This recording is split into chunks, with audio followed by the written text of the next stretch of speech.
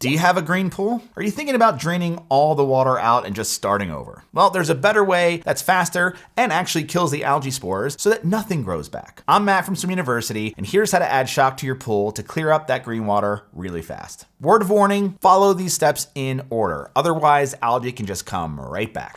Step number 1, skim, brush, and vacuum. Before you touch any chemicals, you want to physically remove as much algae and debris as possible. The more organic material you pull out of your pool now, the more efficiently your shock can work. First, you want to skim out as much debris as you can. I recommend using a leaf net. Next, grab a stiff pool brush and scrub everything that includes walls, floors, steps, corners, and behind any ladders. This loosens algae spores off the surfaces and gets them floating in the water where your shock can eventually kill it. Then you want to vacuum your pool manually on the waste setting because this bypasses your filter completely, removing the algae rather than having it pass through your filter system and come right back into your pool. Now, if you have a lot of debris or algae on the pool floor, this step will make a huge difference. And you can check out our other video on how to vacuum to waste if you need more help. Step number 2, clean your filter. Your filter is going to do a lot of the work cleaning up all of the algae, so make sure that before you start, it's clean. You want to rinse your cartridge filter or backwash your sand or DE filter. Check and empty your pump and skimmer baskets too, so that the water flows freely through your filter. Step number 3, adjust your pH. Shock's going to work better when your pH is in range, so you want to test and balance your pH first. That said, this isn't an absolutely necessary step, but it can help, especially if your pH is really high. And it's okay to start on the lower end of your pH range since shock can actually raise your pH over time. And if your pH is really high, add a pH decreaser to bring it down before you start. By the way, all of these troubleshooting steps are right here in the Pool Care Handbook. So if you want a handheld reference with all of the pool care help you'll ever need all in one place, you can grab your copy at swimu.com/book. Step number 4, add the right amount of shock. A regular maintenance dose of chlorine shock's not going to cut it. You need to super chlorinate your water with a double, triple, or even a quadruple dose of shock. Now, Cal Hypo Shock is the most powerful option for killing algae. I recommend this for most pool owners battling green water, but it does raise your calcium levels, which can be an issue if you have a saltwater pool or a fiberglass pool. So if you have either of these, I recommend using either dichlor shock or liquid chlorine instead. Well, how much shock do you need? Well, it depends on the color of your water. Let's go through each one. Light green or teal water, you want to add a double dose of shock. That's 2 pounds of Cal Hypo per 10,000 gallons of water in your pool. Medium dark green, you want to add a triple dose of shock. That's 3 pounds per 10,000 gallons of water. And then for very dark or even black green water, you want to add a quadruple dose or 4 pounds per 10,000 gallons of water. When in doubt, just go heavier rather than lighter. Now with the pump running and your filter on the filter setting, you want to walk around the edge of your pool adding shock. If you have a vinyl liner or your pool water is really cold, I recommend pre-dissolving the shock in a bucket of warmish water first. This is going to help that Cal Hypo shock dissolve better and prevent it from settling on surfaces where it could possibly bleach. You want to add the shock at dusk or after dark because Cal Hypo shock is unstabilized, which means the sunlight will destroy it before it has a chance to start working properly. Step number 5.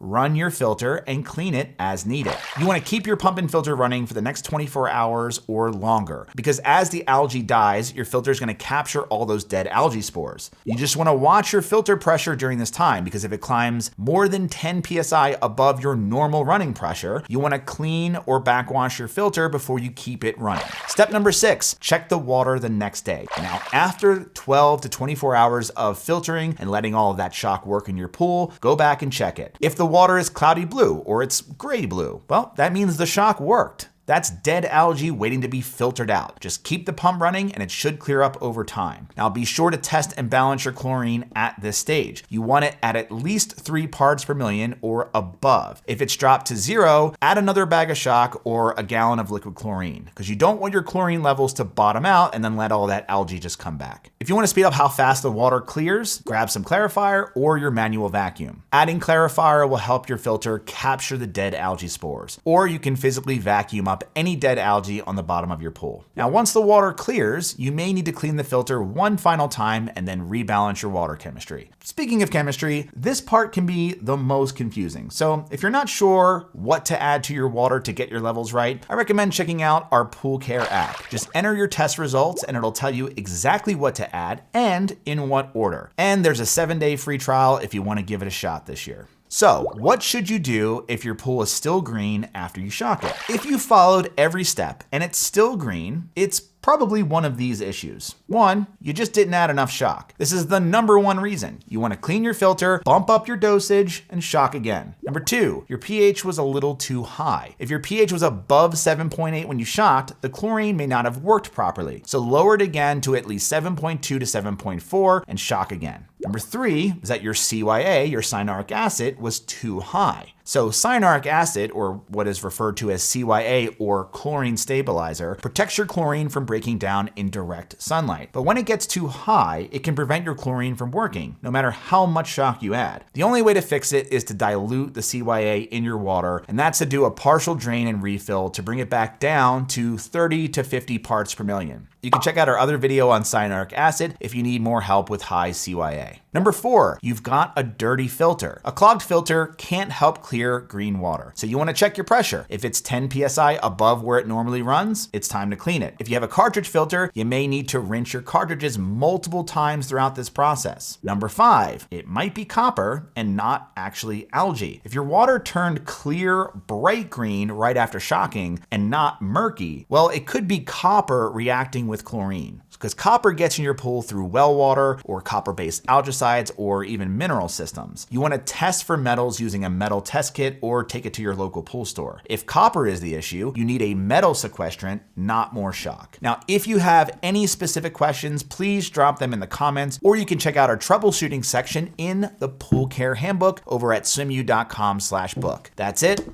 Thanks for watching, and as always, happy swimming.